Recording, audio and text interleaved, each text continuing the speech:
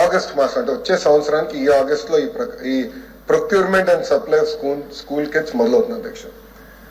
ప్రధానంగా ఏంటంటే ఏ స్కూల్లో ఎంతమంది విద్యార్థులు ఉన్నారు, గ్రోత్ ఉంటుందా లేదా అనేది ఫోర్త్ వీక్ ఆఫ్ ఆగస్ట్ మనం కనుక్కుంటాం.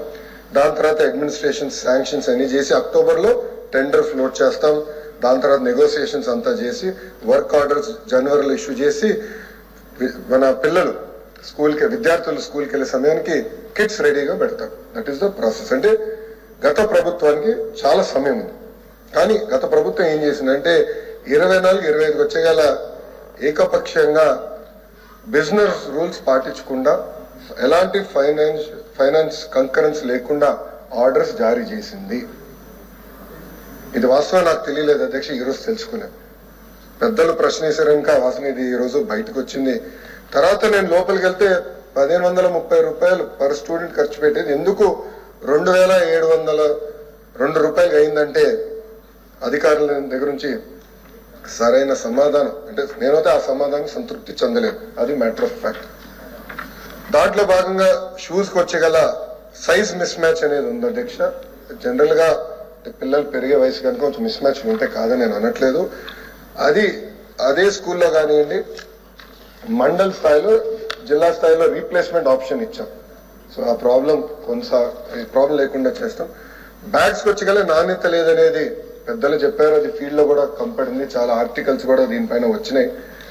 దాంట్లో 2 విషయాలు. ఒకటి, గత ప్రభుత్వ అనాలోచన వల్ల బైలింగ్వల్ టెక్స్ట్ బుక్స్ అని ఇంగ్లీష్ మీడియం అన్నారు, అలానే ఇంగ్లీష్ మీడియం కమిట్ అవ్వలేదు అధ్యక్ష. సో ప్రతి టెక్స్ట్ బుక్స్ లో ఒక పక్కన తెలుగు ఉంది, ఇంకో పక్కన ఇంగ్లీష్ ఉంది. అంటే వెయిట్ పెరిగింది అధ్యక్ష. పిల్లలు 10 నుంచి 12 కేజీల కన్నా ఎక్కువ బరువు మోయకూడదు అనేది చాలా క్లియర్ రూల్స్ ఉన్నా దాదాపు 20 కేజీలు మోస్తున్నారు బరువు. దానికి ప్రధానమైన కారణం బైలింగ్వల్ టెక్స్ట్ బుక్స్. సో ఈ బైలింగ్వల్ టెక్స్ట్ బుక్స్ ఏం చేయాలనేది కూడా మేము డిస్కస్ చేస్తున్నాము. అంటే ఎట్లా తీసుకెళ్లాలి ఇది ముందలకనేది మేము డిస్కస్ చేస్తున్నాం అధ్యక్ష. అంతేకాకుండా అధ్యక్ష, యూనిఫామ్స్ కి వచ్చేగల స్టిచ్చింగ్ ఛార్జెస్ కూడా 22-23 అకాడమిక్ ఇయర్ నుంచి పెండింగ్ ఉన్నాయి అధ్యక్ష. స్టిచ్చింగ్ ఛార్జెస్ కూడా పెండింగ్ ఉన్నాయి.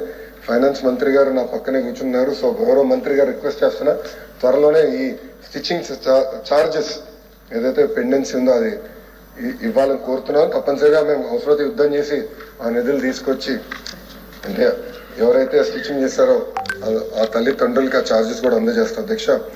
అంతేకాకుండా నాకు ఇచ్చిన వివరంలో 3rd క్వాలిటీ చెక్ అని చేసామన్నారు. నేనైతే సంతృప్తి చెందట్లేదు. ఆ 3rd క్వాలిటీ చెక్ తో చాలా పకడ్బందీగా చేయాల్సిన అవసరం ఉంది, నాణ్యత అందించాల్సిన అవసరం ఉంది. అది మా ప్రభుత్వం చేస్తున్న అధ్యక్ష, దాంట్లో ఎలాంటి డౌట్ అవసరం లేదు.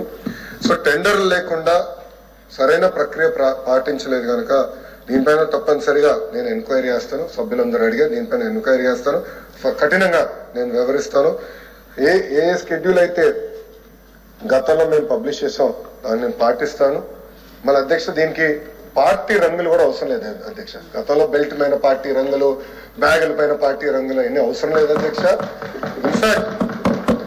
ఇన్ఫాక్ట్ నేను డిపార్ట్మెంట్ అడిగాను అధ్యక్ష, అసలు స్కూల్ యూనిఫామ్ డిజైన్ ఎలా వస్తుంది, కలర్స్ ఎలా చేయాలి, దానికి డెఫినెట్లీ సైన్స్ ఉంటుంది, మీరు తెలుసుకోండి ముందర, తర్వాత కూర్చుందాం. కానీ ఇక్కడ రాజకీయాలు వద్దండి, తెలుగుదేశం పార్టీ ఉంది కనుక పసుపేద్దామని అలాంటి ఆలోచన మాకు లేనే లేదు. విద్యార్థులకి స్మార్ట్ గా ఉండేదానికి ఇన్స్పైర్ చేసే విధంగా యూనిఫామ్లు కూడా చేయాలని మేము ఒక ఆలోచనలో ఉన్నాం. అది ఆల్రెడీ నేను దానిపైన డీటెయిల్డ్ గా ఒక రిపోర్ట్ కూడా అడగటం జరిగింది అధ్యక్ష. ఇంకా నాడు నేడుకు వచ్చేగల మనం అది గతంలోనే నేను సమాధానం చెప్పా. సెంట్రలైజ్ ప్రొక్యూర్మెంట్ జరిగింది, దాంట్లో అవకతవకలు ఉన్నాయనేది కూడా మీడియా ద్వారా గతంలోనే తెలుసుకుంటాం జరిగింది. ఆల్రెడీ దానిపైన నేను రిపోర్ట్ అడిగాను. బైజూస్ అంటారా కంపెనీ ఎత్తిపోయింది, ఇప్పుడు కంపెనీ ఎన్సిఎల్టీకి వెళ్ళింది. ట్యాబ్స్ ఇచ్చారు అధ్యక్ష. ఒక ఆలోచనతో ట్యాబ్స్ ఇస్తే అది వేరే రకంగా వాడటం అయింది ఫీల్డ్ లో. చాలా మంది సభ్యులు కూడా నా దృష్టికి తీసుకొచ్చారు, పిల్లలు ఎక్కువ యూట్యూబ్ ఇవన్నీ ఎడిక్ట్ అయ్యారు అనేది అందరు అన్నారు అధ్యక్ష.